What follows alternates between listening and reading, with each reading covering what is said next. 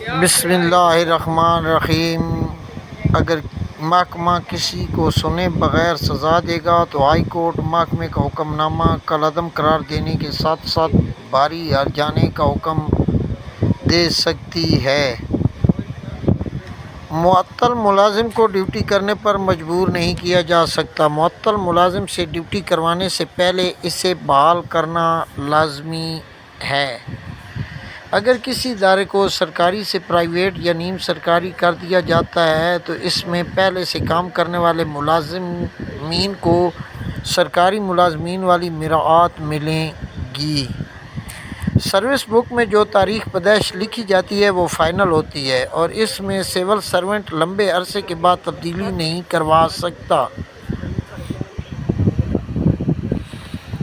اس کے بعد acting charge service کا دورانیہ بھی ریگولر پروموشن کے لیے شمار ہوگا۔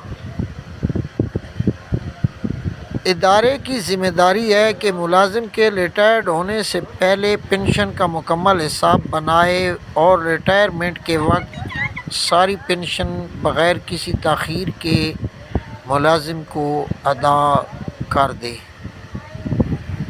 سپریم کورٹ نے اپنے حالیہ فیصلے میں قرار دیا ہے کہ سرکاری اداروں میں کام کرنے والی خواتین کے ساتھ مبینہ زوری یا بدمعاشی کرنے والے آفیسر نوکری جاری رکھنے کے اہل نہیں۔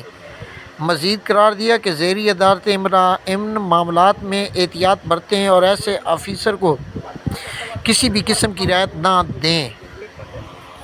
ہمارے چینل کو واچ کریں، لائک کریں، سبسکرائب کریں اور بیل آئیکن کا بٹن ضرور